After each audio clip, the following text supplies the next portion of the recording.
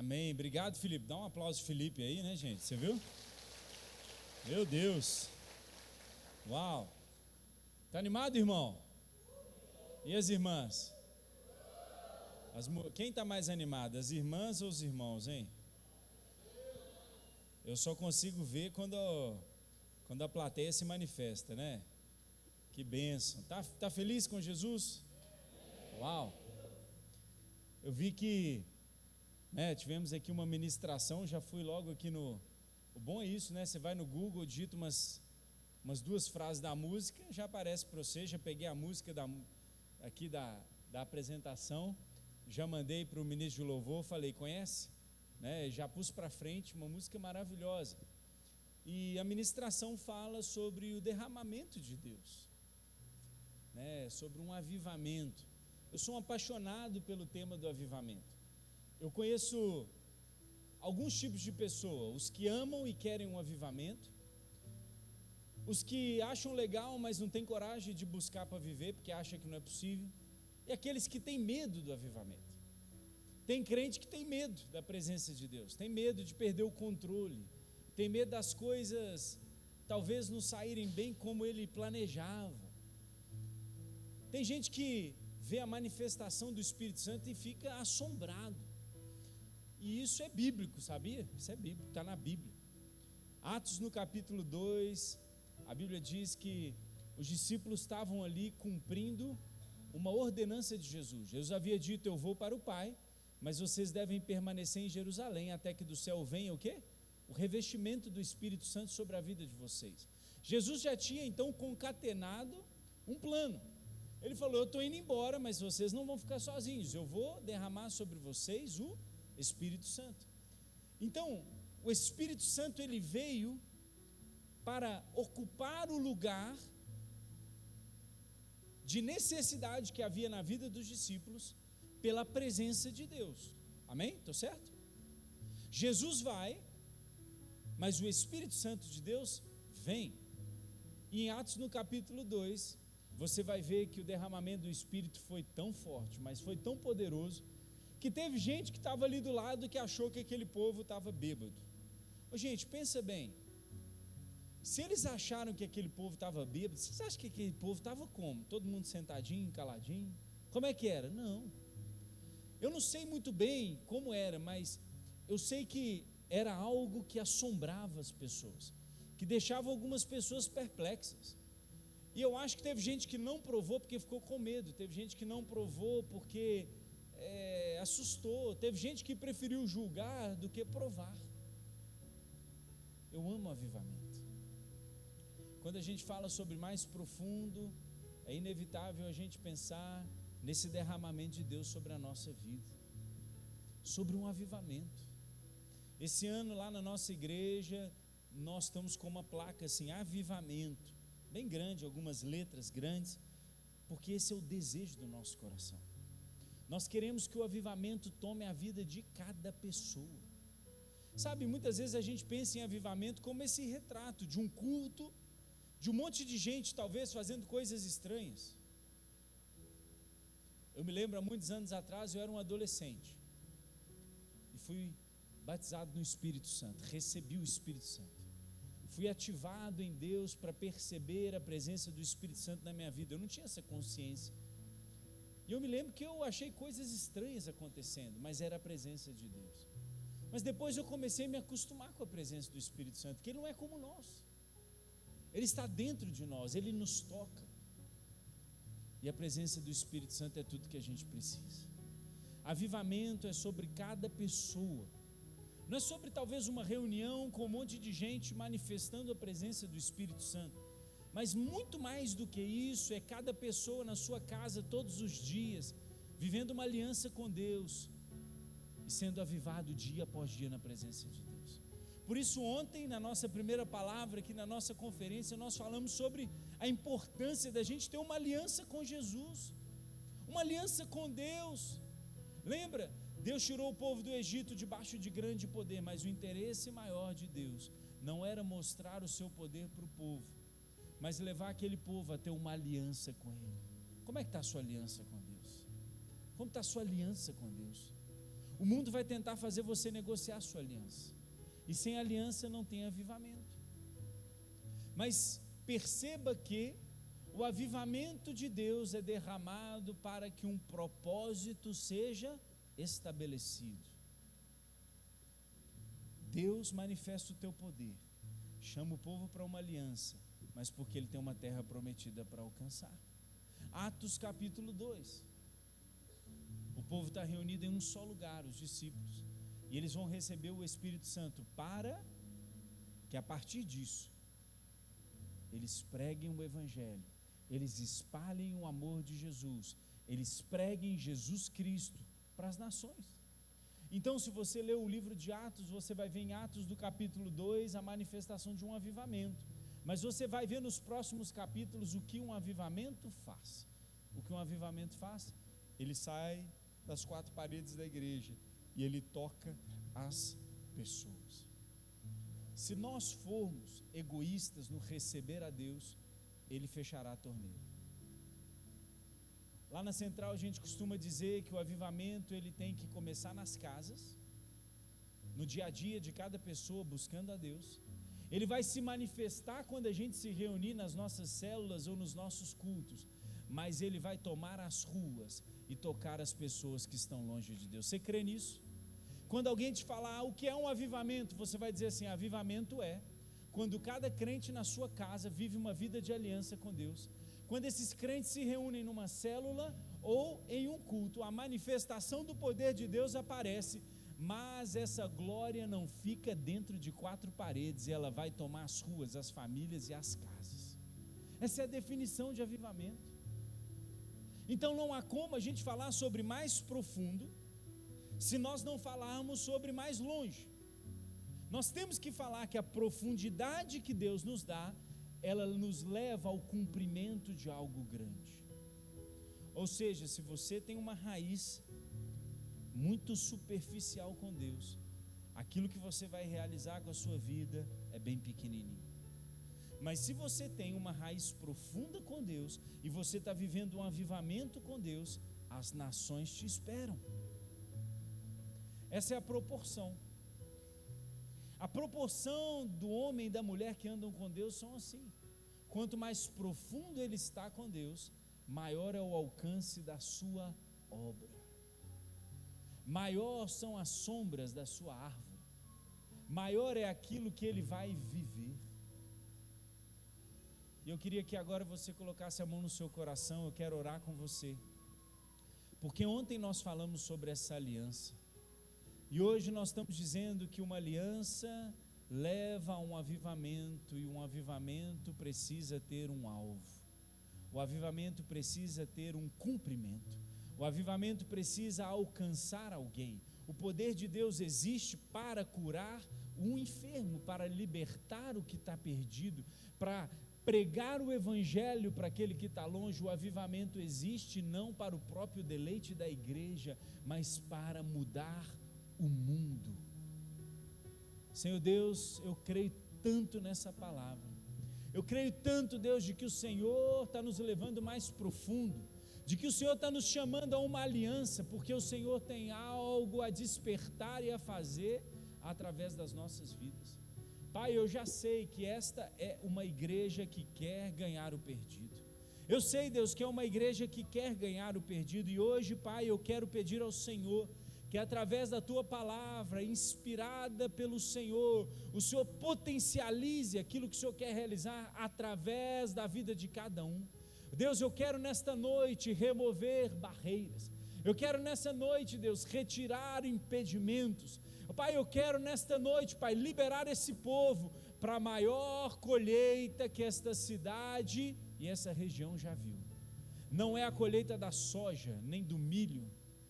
Ah, Deus, é a colheita das vidas, é a colheita das pessoas, Pai. Oh Deus, e esse estado pode ficar pequeno, oh Deus, e os estados ao lado, os países que fazem fronteira com eles podem ser abençoados, oh Deus, pelo rio de avivamento que passa sobre esse lugar e chega, Deus, até onde ele precisa chegar. Deus, não se conhece um rio de águas paradas, não existe rio de águas paradas. as águas do rio se movem e cumprem o seu objetivo. Pai, essa é a palavra que eu peço que o Senhor libere sobre o coração da igreja, no nome poderoso de Jesus. Amém? Você crê nisso? Então vão comigo. Você está com a sua Bíblia aí? Você crê que a Bíblia é a palavra de Deus ou que ela contém a palavra de Deus? Eu creio que a Bíblia é a palavra de Deus, desde a primeira palavra até a última. Ela não contém a palavra de Deus, ela é absolutamente a palavra de Deus. E se você está com a sua Bíblia aí, você já deixa aberta no livro de Esther. E nós vamos hoje falar sobre uma das histórias mais lindas, e como ela pode nos desafiar num tempo como esse, em um contexto como esse que eu acabei de falar para vocês, de uma igreja que quer alcançar, que quer ir mais fundo e que tem um objetivo a cumprir. E nós vamos trabalhar em cima de Esther. Quero começar lendo com vocês Esther, capítulo 4, verso 14. Esse é o tema central da nossa mensagem, e eu vou começar por ele, mas vou navegar por várias coisas. Eu creio que Deus vai falar muito ao seu coração. E lê comigo Esther 4, verso 14, a Bíblia diz assim: pois se você ficar calado nesta hora, socorro e livramento surgirão de outra parte para os judeus, mas você e a família de seu pai morrerão. Se você ficar calado nesta hora, socorro e livramento surgirão de outra parte para com os judeus, mas você e a família de seu pai morrerão. E aqui há uma grande pergunta que Mardoqueu está fazendo para a rainha Esther. Ela é rainha, e ele diz: quem sabe não foi para um momento como este, Esther, que você chegou à posição de rainha. Tudo que Deus faz tem um propósito. Deus não joga dados, né? O próprio Einstein falava isso. Diz que é ele, não sei se é ele que falava isso, mas dizem que ele falava: Deus não joga dados. Deus não faz nada sem um propósito. Deus não conecta ninguém sem um propósito. Deus não derrama nada sem um propósito. Deus não estabelece uma igreja sem um propósito. Deus não te salva sem um propósito. Deus não faz nada sem um propósito, porque Ele só veio se manifestar da terra porque Ele tinha um propósito. E essa é uma pergunta interessante. Quem sabe não foi para um tempo como esse que você chegou à posição de rainha. Sabe, Deus nos chama nesse tempo a pensar sobre essa palavra, porque essa é uma pergunta que diz para nós que Deus tem um propósito para todas as coisas e que Deus usa o homem e a mulher, homens e mulheres, para cumprir o seu propósito. Se você conhece um pouquinho da história, como eu disse, aqui você vai ver alguns personagens importantes. Esther, a rainha; Mardoqueu, o seu tio, alguém que criou ela. E Mardoqueu fala com Esther nesse texto que Deus queria trazer socorro e livramento para o povo judeu. Ele diz: olha, se você ficar calada, vai vir socorro e livramento de outra parte, porque Deus tem uma aliança com o seu povo e Ele vai trazer livramento. Porque estava para acontecer, e essa é a história, um verdadeiro holocausto daquela época contra os judeus. A história é que o rei Xerxes tinha um oficial, e esse oficial, ele fez a cabeça daquele rei, dizendo: olha, esse povo judeu aqui tem que morrer. E aquele povo, eles tinham uma tradição que quando aquele rei dava um decreto, nem mesmo ele poderia revogar o decreto. E Mardoqueu era um homem influente, talvez na esfera política, mas ele era um judeu, e as pessoas sabiam que ele era um judeu.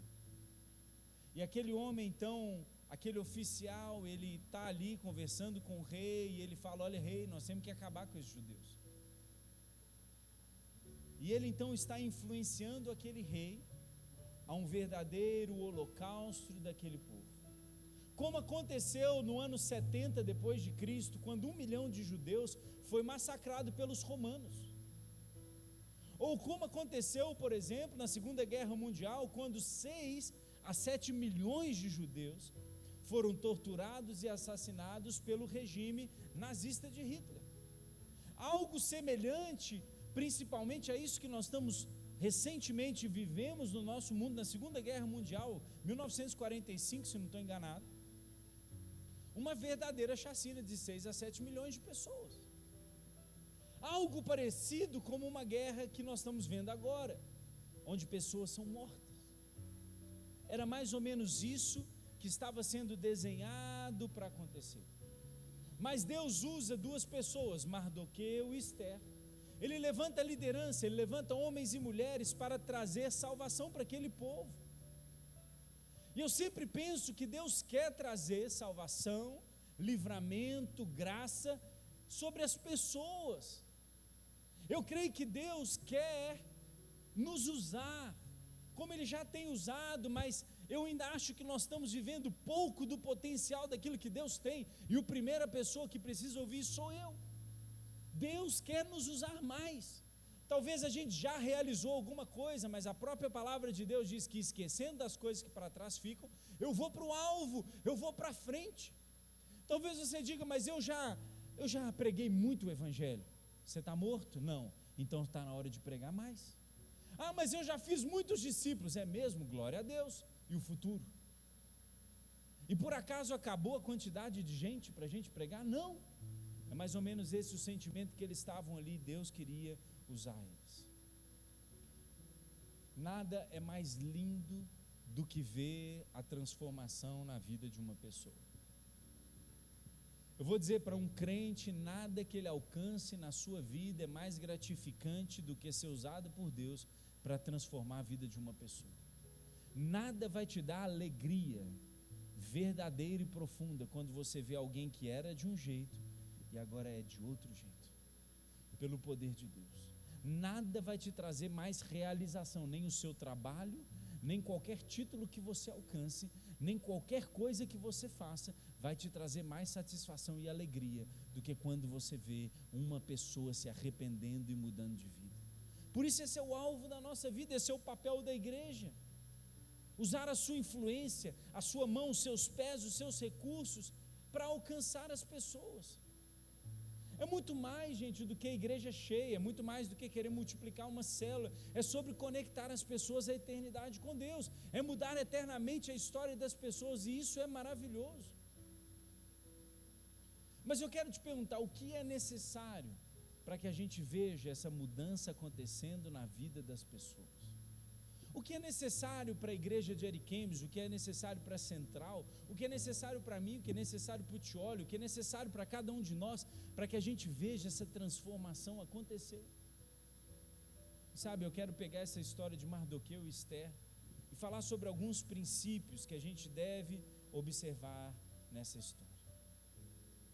Sabe, a primeira coisa, e talvez seja uma obra que Deus precisa fazer no nosso coração, é que eu e você, a gente precisa entender o que está acontecendo ao nosso redor. O que estava acontecendo na época de Esther? O que está acontecendo hoje?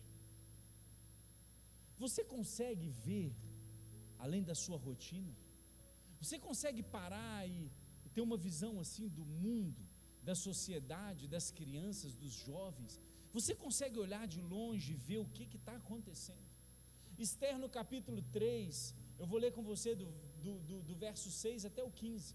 Esther capítulo 3, do 6 a 15, a Bíblia diz assim: contudo, sabendo quem era o povo de Mardoqueu, achou que bastava matá-lo. Em vez disso, Amã procurou de uma forma de exterminar todos os judeus. Olha a história aí, o povo de Mardoqueu em todo o império de Xerxes.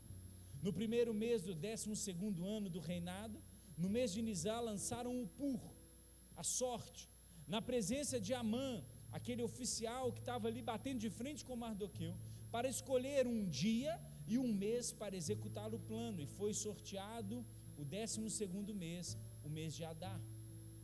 Então Amã disse a Xerxes o rei: Existe um certo povo disperso e espalhado entre os povos de todas as províncias do teu império, cujos costumes são diferentes dos de todos os outros povos, e eles não obedecem às leis do rei. Não convém a você, rei, tolerá-los. Se for do agrado do rei, que se decrete a destruição deles, e colocarei 350 toneladas de prata na tesouraria real, à disposição para que execute esse trabalho. Então o rei tirou o seu anel do seu dedo, deu a Amã, o inimigo dos judeus, filho de Omedata, descendente de Agag, e disse: fique com a prata e faça com que o povo o que você achar melhor. Assim, no 13º dia do primeiro mês, os secretários do rei foram convocados, e Amã ordenou que se escrevessem cartas na língua e na escrita de cada povo, dos governadores, dos reis das províncias e dos chefes de cada povo, tudo que foi escrito em nome dos reis Xerxes, e foi selado com aquele anel que ele havia dado. E as cartas foram enviadas por mensageiros a todas as províncias do império, com a ordem de exterminar e aniquilar completamente o povo judeu, jovens e idosos, mulheres e crianças, num único dia, o 13º dia, dia 13, o 13º dia do segundo mês, o mês de Adar, e de saquear todos os seus bens. Uma cópia do decreto deve ser publicada como lei em cada província e levada ao conhecimento do povo da nação, a fim que estivessem prontos para aquele dia. Por ordem do rei, as mensagens saíram às pressas, e o decreto foi publicado na cidadela de Suzã. O rei e Amã assentaram-se para beber, mas a cidade de Suzã estava confusa. Agora presta atenção, capítulo 4, verso 1. Quando Mardoqueu soube de tudo que tinha acontecido, tudo que eu acabei de ler, ele rasgou as vestes, vestiu pano de saco e cinzas, e saiu pela cidade chorando amargamente em alta voz. Irmão, a primeira coisa que nós precisamos para mudar a realidade ao nosso redor é que nós precisamos entender o que está acontecendo. A Bíblia diz que toda essa trama de Amã para aniquilar o povo judeu chega ao ouvido de um homem, e esse homem é Mardoqueu. Ele percebe toda aquela tentativa do sistema daquela época de aniquilar o povo judeu, e sabe qual é a primeira reação daquele homem? E essa deve ser a reação do nosso coração, quando a gente percebe e vê tudo aquilo que o nosso inimigo está tramando contra o nosso povo. O nosso povo é o povo brasileiro, sabe, um povo que é lutador, um povo que é criativo, mas sabe, um povo que está sendo massacrado pela droga, um povo que está sendo massacrado pela bebida, um povo que está sendo massacrado pela imoralidade, a prostituição que assola as BRs do nosso país, o tráfico de droga que não perdoa uma criança de 5, 6, 7 anos, já põe ela como um aviãozinho do tráfico, as ideologias que nas escolas vão dizer para as nossas crianças que não existe homem ou mulher, que elas podem ser o que elas querem. Essa é como a trama que está por aí, de que você não precisa de Deus para ser feliz, que basta você ser rico, ganhe dinheiro e você vai ser rico, e tudo vai se resolver na sua vida, a felicidade vai te acompanhar, se você for feliz como aquele influencer do Instagram, que vive a vida dos sonhos, não trabalha, parece, vai na praia, vai na academia, come nos melhores restaurantes, e se estabelece um padrão para nós, o padrão de que trabalhar é ruim, que o bom mesmo é trabalhar pouco e ganhar muito, e que isso é super possível.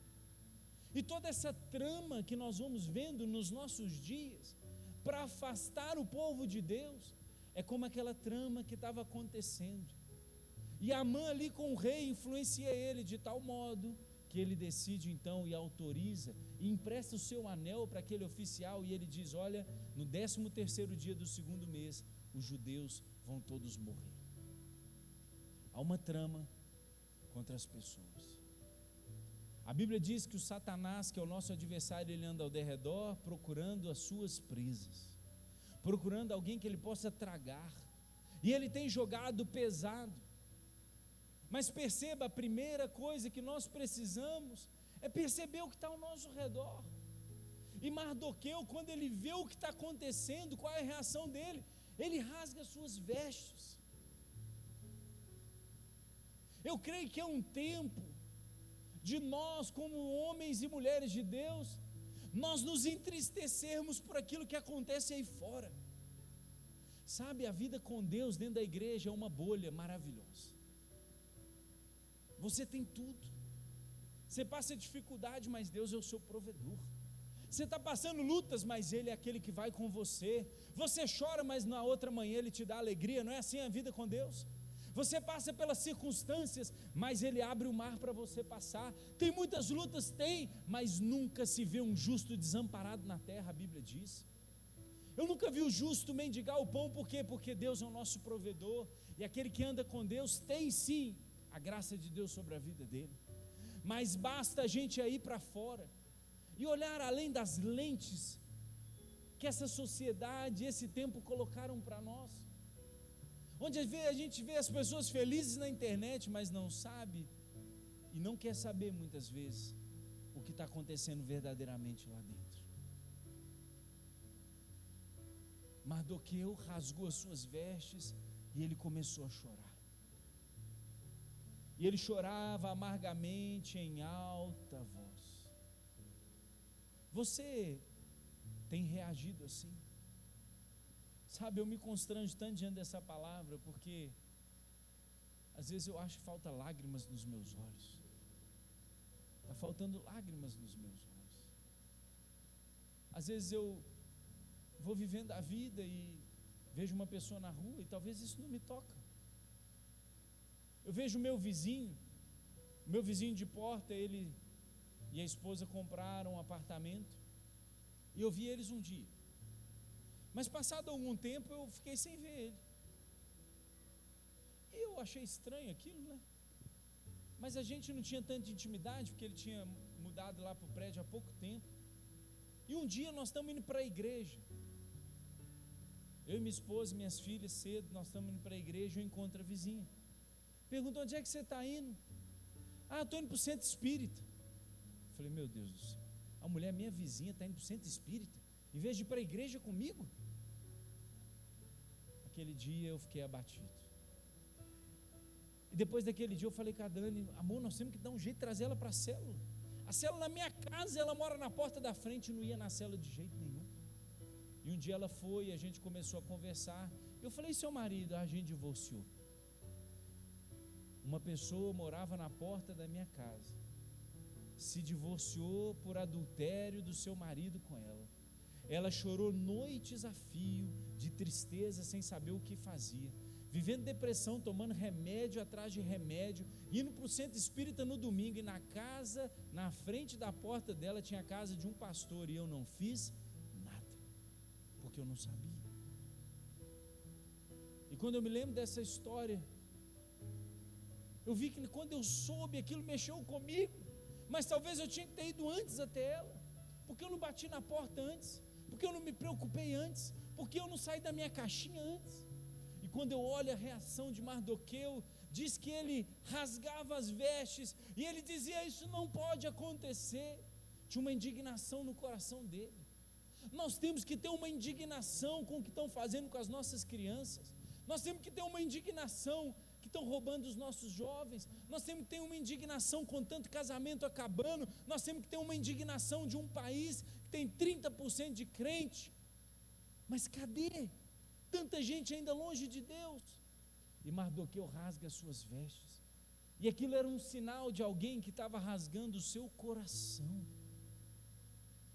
Irmão, a reação desse homem está dizendo para nós: igreja, não rasga as vestes sem rasgar o coração. Rasgue o coração. Sofra por aquilo que eu estou vendo e eu estou sofrendo.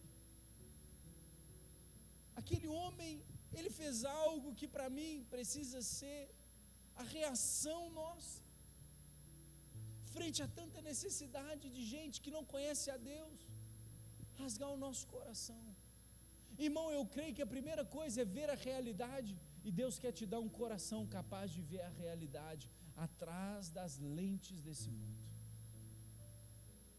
Você conhece alguém, uma pessoa sequer, pelo menos uma, que quando nós estamos falando aqui, você lembrou dela?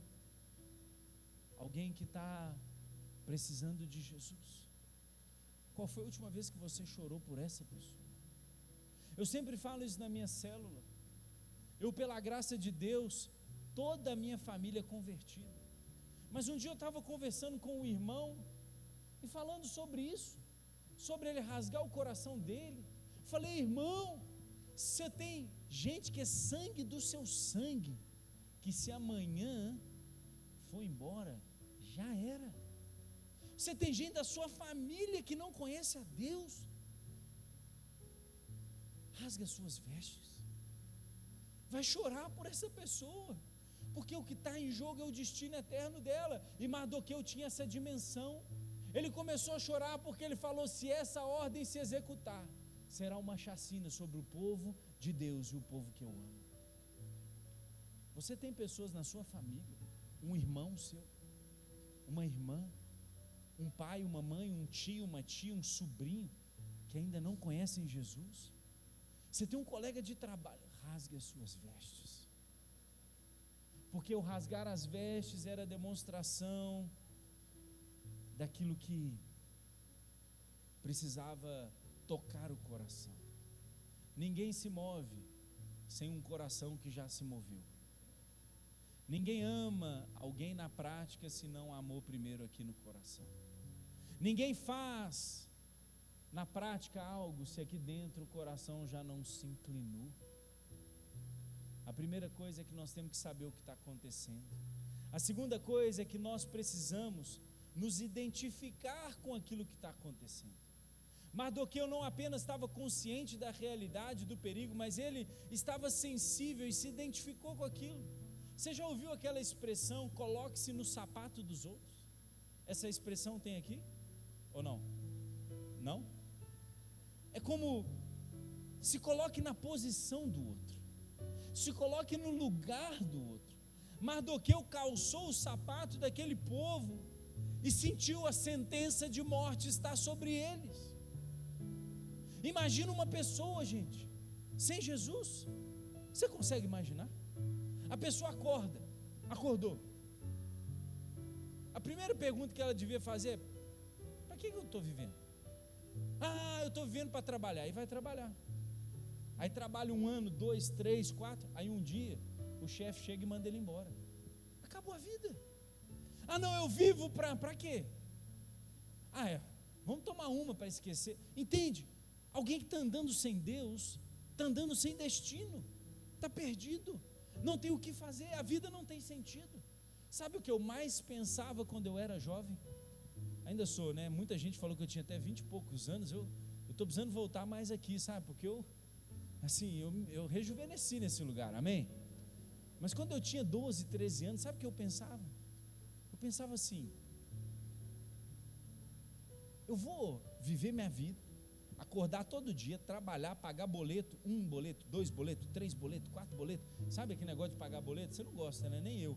Mas você vai pagando boleto, vai fazendo isso, faz aquilo, e um dia você morre. Gente, tem sentido uma vida dessa? Não tem sentido, porque nós precisamos entender. E ele sentiu a sentença de morte que estava sobre aquelas pessoas. Ele não poderia simplesmente ficar vendo o que aconteceu. Mas veja como, em paralelo, foi a reação da rainha Esther. Se Mardoqueu era um judeu, Esther também era, mas o rei não sabia, porque ela já estava lá vivendo, ela cresceu no meio daquele povo, e talvez ela já tinha o sotaque. Sabe quando uma criança, né, vai para um outro país e daqui a pouco ela fala o inglês como se ela fosse nativa?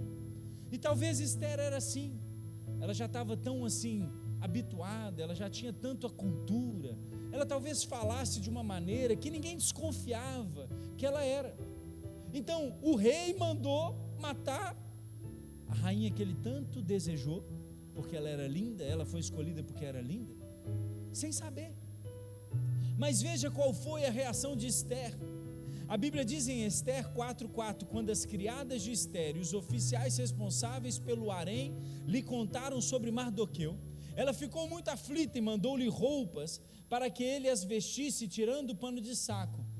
Mas a Bíblia diz que Mardoqueu não aceitou as roupas.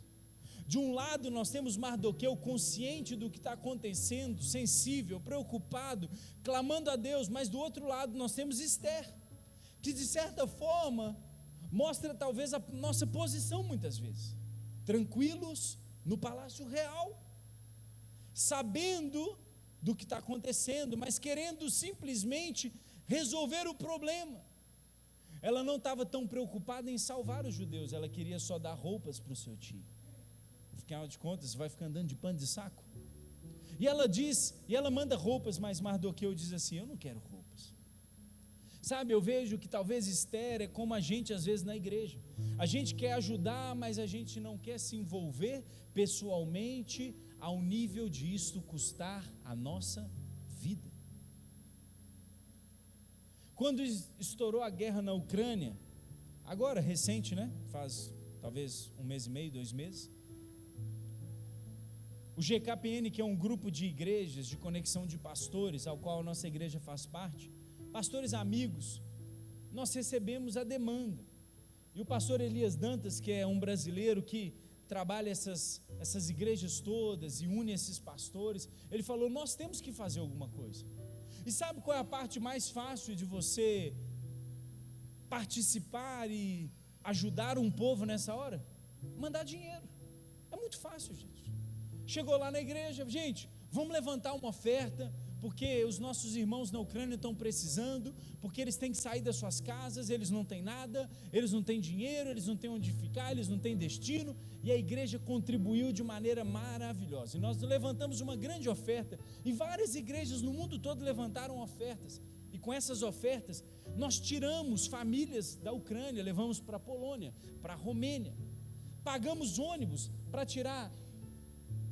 Os ônibus chegaram a custar $10 mil, um ônibus, para tirar 40, 50 pessoas de dentro da Ucrânia, agora 1 mês atrás, porque os ônibus tinham que ser ônibus blindados, e a igreja ao redor do mundo inteiro contribuiu, aleluia.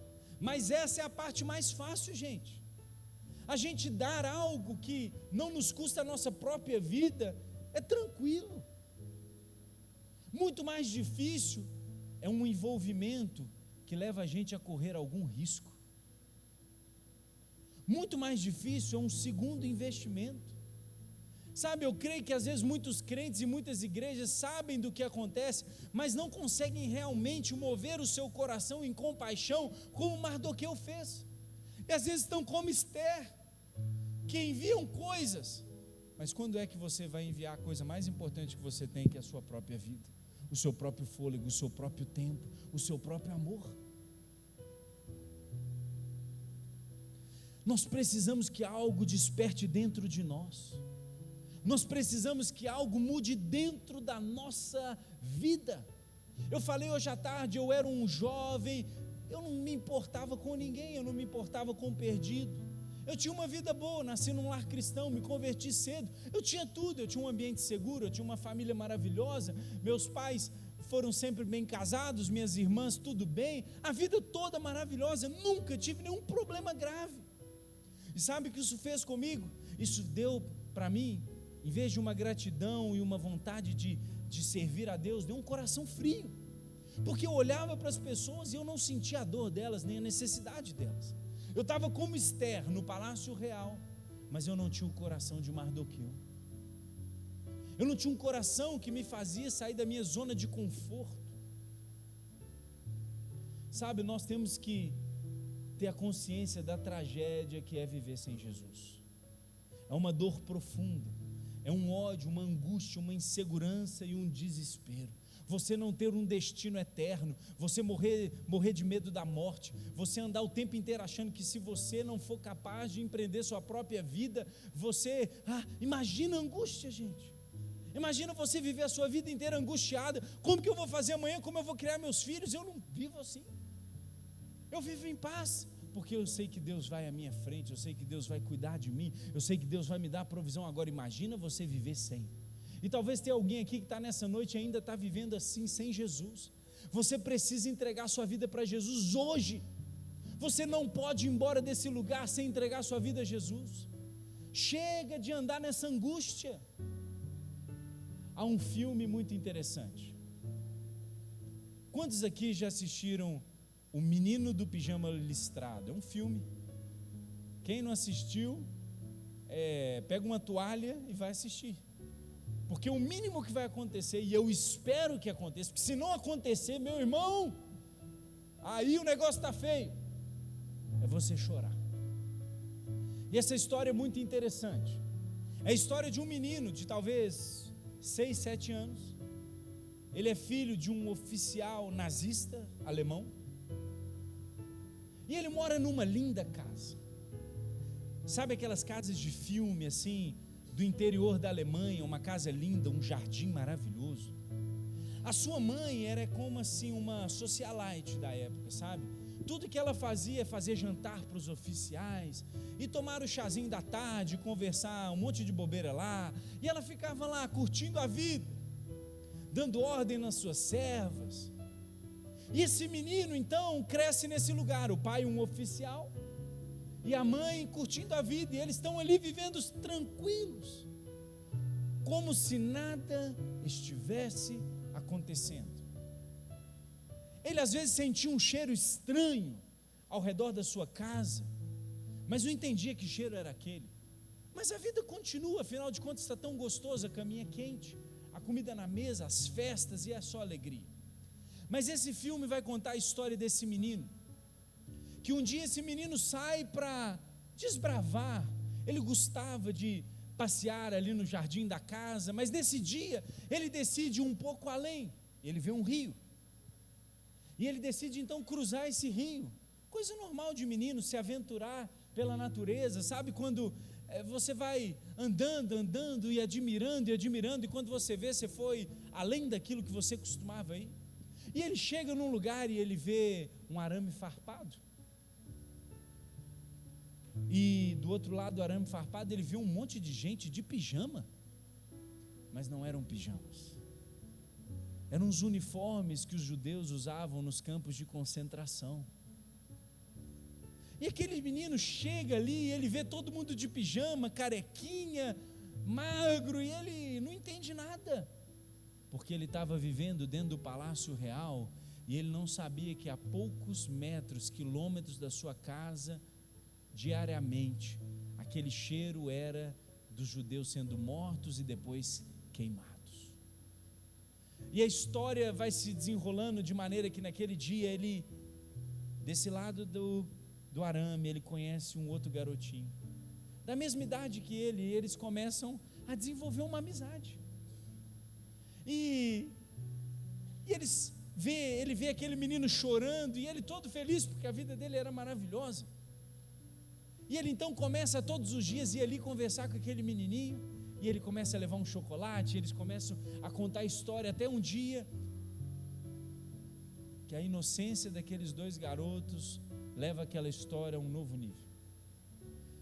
E eles combinam então que amanhã ele viria, e aquela outra criança fala: eu vou arrumar para você também um pijaminha, e você vai vir aqui para dentro brincar comigo, na minha casa de pijaminha listrado.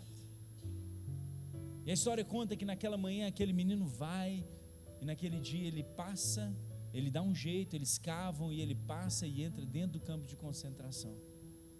E ele coloca o pijaminha igual o seu amigo, e agora ele está dentro do campo de concentração com o seu pijaminha. Mas naquele dia, todos aqueles que tinham aqueles números, era o dia da sentença de morte. Assim como o Xerxes disse, no 13º dia do segundo mês, é o dia da morte, vai acabar tudo. E a história conta que aquele menino, Bruno, ele começa a dizer: não, eu não posso morrer, eu sou judeu. E os soldados dizem: eu sou alemão. Não, que alemão o quê? E aquele menino naquele dia, junto com seu amigo, ele é levado e é morto. Mas o interessante dessa história, além de tudo que eu já contei, já deu spoiler do filme todo, né? Mas é que a mãe daquela criança, qual é a reação dela? Quando ela por alguma razão descobre que o seu filho havia sido morto lá dentro do campo de concentração. E aquela mulher agora, ela sai de uma posição onde ela não se importava, e ela então sente a dor daquele que estava sofrendo e estava perdendo, porque afinal de contas, agora era com ela. Entende qual a diferença da reação de Mardoqueu com a reação de Esther? Nós somos o povo brasileiro, gente. Nós não podemos nos contentar com aquilo que tem se tornado normal no nosso meio, na nossa nação. Nós temos o Evangelho de Jesus. Nós não podemos ficar dentro da nossa casa, enquanto a poucos metros há um campo de concentração. E infelizmente, muitas vezes a gente só é tocado no nosso coração quando algo triste chega até as nossas casas. Ontem eu falei sobre a responsabilidade de nós pais, Deus não está nem aí se a gente vai dar coisas para os nossos filhos. Deus nunca pediu isso para nós. O que Deus pediu para os seus pais, para os pais, é para ensinar o caminho de Deus para os seus filhos. Agora, sabe o que eu mais vejo lá na igreja? Às vezes alguns pais vêm conversar com os pastores, e quando seus filhos estão longe de Deus, é que eles agora querem pregar o Evangelho para os seus filhos. Ficaram 13, 14, 15 anos delegando a educação dos seus filhos para a escola, para a televisão, para o celular, e agora quando o filho está longe de Deus, está envolvido com isso, com aquilo e com aquilo outro, ele quer pregar o Evangelho para o filho. Nós não podemos esperar que a tristeza chegue na nossa casa para a gente entender que nós não podemos nos calar diante daquilo que está acontecendo. Eu contei a história. Uma coisa é eu saber o que está acontecendo, outra coisa é eu me envolver por aquilo que está acontecendo. Você precisa se identificar e sentir a dor. Sabe, quando nós fomos então desafiados a levantar uma oferta por esses ucranianos, veio um desafio novo para nós. O desafio foi: vocês topam receber famílias da Ucrânia em Belo Horizonte e cuidar dessas famílias integralmente por um ano? Cuidar mesmo, pagar casa, comida, arrumar escola para essas crianças, ensinar português, dar para eles um ano de paz. E aí aquele nível de comprometimento precisa ir para um segundo nível de comprometimento. E nós então lá na Central começamos essa jornada. E depois, se você quiser, entra lá no nosso canal. Hoje pela manhã nós recebemos as primeiras 13 pessoas vindas da Ucrânia, vão ficar um ano conosco na nossa igreja. Por quê? Porque nós não podemos simplesmente ver algo acontecendo, nós temos que fazer alguma coisa. Esse é só um exemplo, mas isso é com aquele que está ali na esquina, com aquele que mora na sua casa, naquele que é seu vizinho, naquele que estuda com seu filho na escola, naquele que você compra, vende, aquele que você tem relacionamento, que dirige para você ou que você dirige para ele. O que Deus quer de nós não é simplesmente saber, mas é se identificar e nos mover pessoalmente na causa de pregar o Evangelho. A terceira coisa é que nós precisamos ser sensíveis ao ponto de que tudo isso vira uma revelação para o nosso coração. Nós cremos na palavra de Deus, cremos que a Bíblia não apenas contém, mas ela é. E segundo a palavra de Deus existe céu. Quem crê que existe o céu? Amém, levanta a mão. Eu creio que existe o céu. Então, se você crê que existe o céu, você não viu, mas a sua mão também já levantou, porque então você também crê no inferno. Porque se você crê no céu, você tem que crer no inferno. Se você crê que Deus tem uma vida eterna para os seus filhos, você tem que entender que o inferno está preparado para aqueles que não creram em Jesus.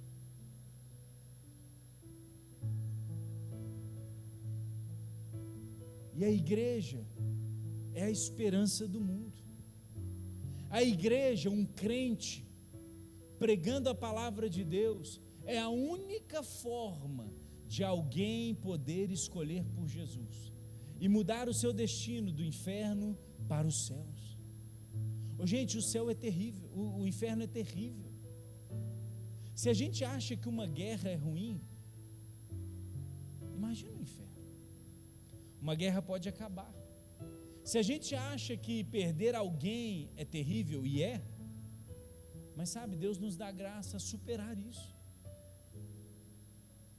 Agora, um dos textos mais fortes da palavra de Deus, que sempre me impactam com meu Deus, algo assustador, é quando, em Lucas no capítulo 16, a Bíblia está contando aquela história daquele leproso,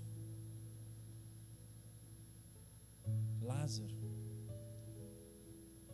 e a Bíblia começa a dizer então que um rico que desprezou Lázaro na terra, agora os dois morreram, e Lázaro está no céu, e aquele homem rico na terra, onde a vida dele era maravilhosa, ele está no inferno. E a Bíblia diz que, ele diz assim: Lázaro, será que você não pode molhar o seu dedo na água e deixar cair sobre mim uma gota?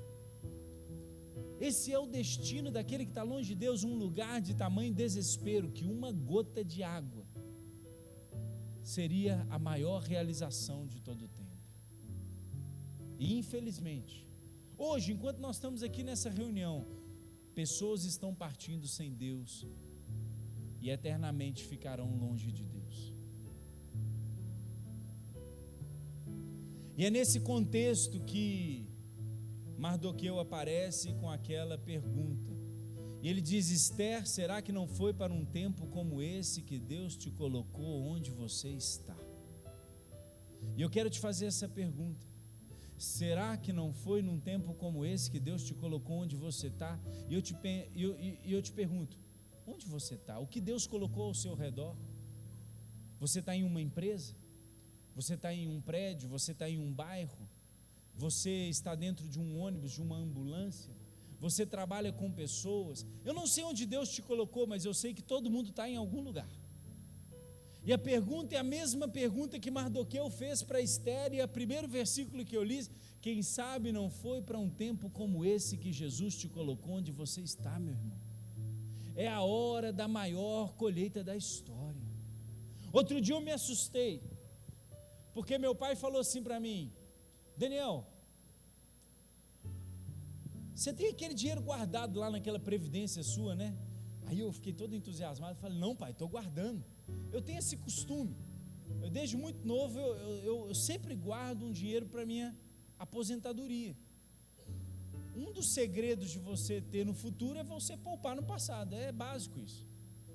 Eu tenho esse costume. Meu pai perguntou: você tem lá aquele dinheiro ainda? Eu falei: eu tenho, pai, mas aquilo lá eu só vou poder mexer com 65 anos.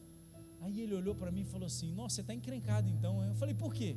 Filho, eu já vi muita coisa, mas eu acho que o mundo não vai durar até lá não.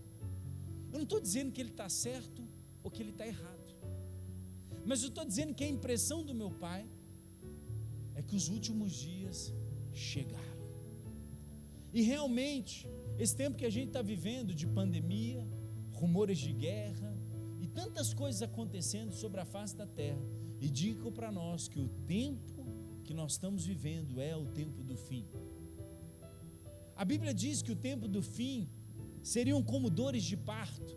Eu sou especialista em dores de parto, graças a Deus eu nunca senti elas, mas eu já fiquei do lado da minha esposa em 3 partos naturais, sem anestesia nenhuma. Ah, que maravilha! E eu sei como são as dores dos partos. Ela começa espaçada, mas ela começa então a ficar cada vez mais curta e cada vez mais dolorida. E assim a Bíblia diz que será o fim do tempo. A dor das nações será cada vez mais forte, e o intervalo das catástrofes e dos acontecimentos serão cada vez menores. 2 coisas totalmente impensadas para o século 21 aconteceram. Primeiro, o mundo parar, uma pandemia. Segunda coisa, uma guerra em plena Europa num tempo como esse. Ninguém nunca pensou. Pegou as nações desprevenidas. Os líderes não sabem o que fazer.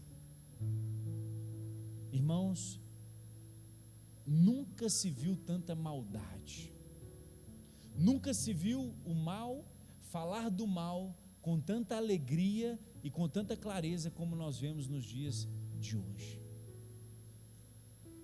Não se tem mais vergonha de ir à televisão e defender o aborto. Não se tem mais o mínimo de juízo em dizer que pode se matar uma vida dentro do ventre. Sabe o que isso faz comigo? Isso me ofende a um nível que você não tem ideia. Eu fico louco quando eu vejo isso, sabe por quê? Porque isso é contra tudo aquilo que eu creio. Porque eu creio que Deus muda o destino de qualquer pessoa, mesmo ela tendo sido indesejada, ela pode ser uma bênção, porque a história de Deus muda a realidade de qualquer pessoa. E uma vida, mesmo que ainda muito pequena, com poucos dias, já é uma vida. Mas as pessoas defendem isso abertamente. Isso me ofende. Nunca antes se defendeu coisas tão nocivas e terríveis e contrárias à palavra de Deus como se faz hoje, no nosso país e em todas as nações. Nunca como antes. E a história vai contar que Esther, ela entende que Deus está chamando ela para aquele tempo. E ela morre de medo, porque naquela época nem chegar-se à presença do rei, sem o rei te convidar você poderia. Mas a Bíblia conta que Esther então se levanta. E até hoje em Israel é celebrado a festa do Purim. E eles celebram a vida de Mardoqueu e a vida de Esther, porque ela trouxe livramento para o povo. Deus está chamando você, mulher, para ser como Esther. Deus está chamando você, homem, para ser como Mardoqueu, e levantar a sua voz nesse tempo, para livrar pessoas das garras do inferno. Irmãos, isso é avivamento. Se você dizer para mim assim, Daniel, me dá uma prova de que uma igreja está em avivamento, é quando uma igreja está desesperadamente amando o perdido, pregando o evangelho e fazendo discípulos. Se você me mostrar a foto de uma reunião com pessoas no chão, pessoas falando em línguas, eu vou falar, há um derramamento do Espírito, mas isso não é avivamento.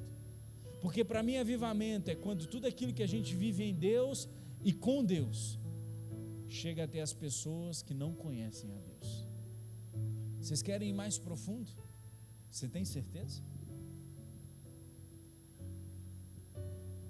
Eu costumo dizer que às vezes a gente faz alguns pedidos para Deus e a gente não tem ideia do que a gente está pedindo.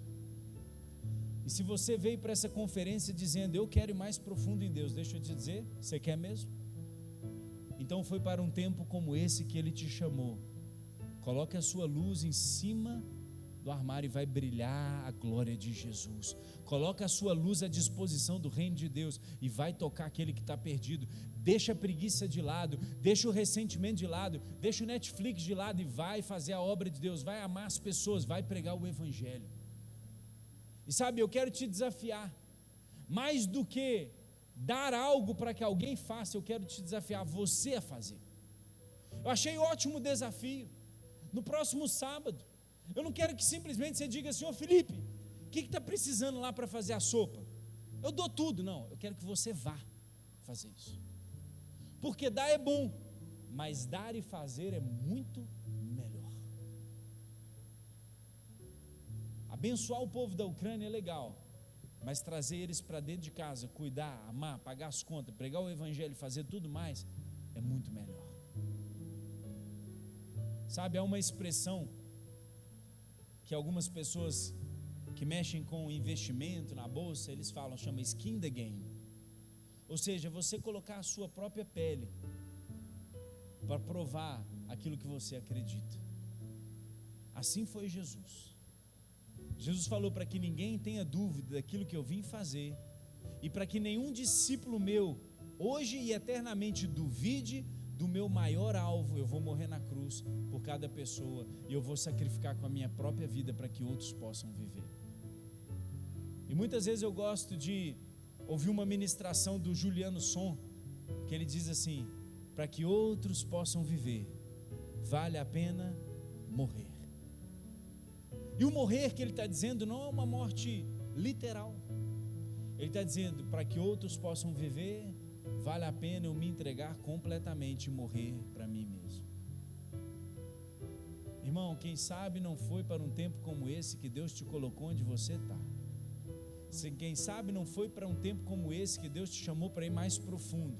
Quem sabe não foi com um tempo como esse que Deus está chamando a gente para fazer a maior colheita de todos os tempos. Eu não sei o que dizer, mas eu creio que Deus está fazendo algo nas nossas igrejas e está nos levando a viver isso de uma maneira tão intensa. E assim como Esther se levantou e fez com que aquele rei então colocasse um outro decreto, que você também se levante, homem e mulher, Mardoqueu e Esther, para ir contra a uma ordem que foi dada no inferno contra a vida das pessoas. Sabe, você está comigo ainda ou já dormiu? Está comigo, né? Então tá bom. Eu queria fazer um desafio de coração para você. Eu queria que, se essa palavra tocou o seu coração, e se Jesus hoje está te chamando a colocar inteiramente a sua vida. Eu falei ontem sobre aliança com Deus, e hoje estou falando de uma aliança que leva a uma entrega e que leva a uma conquista. Deus tem uma conquista para você. E se você hoje está ouvindo a voz do Espírito Santo te tocar, eu quero te convidar a ficar de pé. Mas não fique em pé só porque todo mundo está ficando de pé, não. Fique em pé se Deus está te chamando. Se essa palavra está te tocando, fique em pé e feche os seus olhos. Eu quero pedir ao Espírito Santo que nessa hora venha falar conosco. Espírito Santo de Deus, eu sei que o Senhor está aqui. Espírito Santo de Deus, eu sei que essa palavra, ela só pode ser poderosa se o Senhor, através de mim, falou. Ô Pai, eu sei que o Senhor está nos chamando, Deus, não só a conhecer a realidade, mas a nos identificar com a realidade e viver uma revelação do chamado que o Senhor tem para nós. Deus, quem sabe não foi para um tempo como esse que o Senhor nos levantou para alcançar as crianças, para alcançar os adolescentes, os jovens, os deprimidos, os divorciados, os famintos. Há muita gente, Deus, que está miserável, mas não está nas ruas. Está miserável, mas está andando de carro. Está miserável, mas está trabalhando no escritório. Está miserável e está viajando para fora do Brasil, mas continua miserável, Deus. Senhor, nós queremos viver um avivamento, mas o verdadeiro avivamento é o avivamento que vai para as ruas, que toca as famílias, que nos leva, Deus, a dar a nossa vida, para que outros possam viver. Vale a pena a gente morrer para nós mesmos. Onde Deus te colocou? Ele te colocou com uma chave na mão, Ele te colocou com a lei nas mãos, Ele te colocou com um jaleco, Ele te colocou com uma habilidade. Aonde Deus te colocou? Será que não foi para um tempo como esse que Ele te colocou onde você está? Será que não foi para um tempo como esse que Ele te levantou para tocar as pessoas?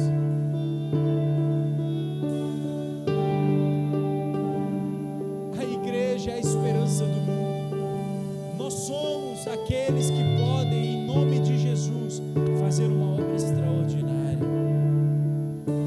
Você tem coragem agora de orar e dizer: Deus, me leva mais profundo. Deus, eu atendo a este chamado. Sabe, eu quero te convidar agora a levantar sua voz e fazer uma oração de entrega completa. Você está disposto a ser como Mardoqueu e a Esther e arriscar a sua vida no projeto de Deus? A palavra de Deus diz diz que aquele que guardar a sua vida vai perdê-la, mas que aquele que entregar a sua vida irá encontrá-la. Aqueles que retêm os dons e talentos, o tempo e os recursos para a obra de Deus perderão a sua vida em uma vida inútil, mas aquele que entrega encontra. Espírito Santo de Deus, Tu és aquele que convence, Tu és aquele que toca, Tu és aquele que nos leva. Deus, eu creio que essa palavra é para o mais jovem que está nesse salão, ao mais experiente, o maior ancião que está sobre este lugar. O Senhor está chamando, o Senhor está chamando os estudantes, o Senhor está chamando os profissionais, o Senhor está chamando os médicos, o Senhor está chamando os advogados, os engenheiros, os homens do campo, as mulheres que trabalham em casa, os que fazem, os que constroem, os que dirigem, os que cortam cabelos, que fazem unha. O Senhor está chamando você a mudar a realidade desta cidade. Dá esse coração para nós, Deus. Dá esse coração para nós, Jesus. Dá esse coração, Jesus. Nos toca, Pai, é o que nós te pedimos, Pai. Faz isso em nós, no nome de Jesus, Pai.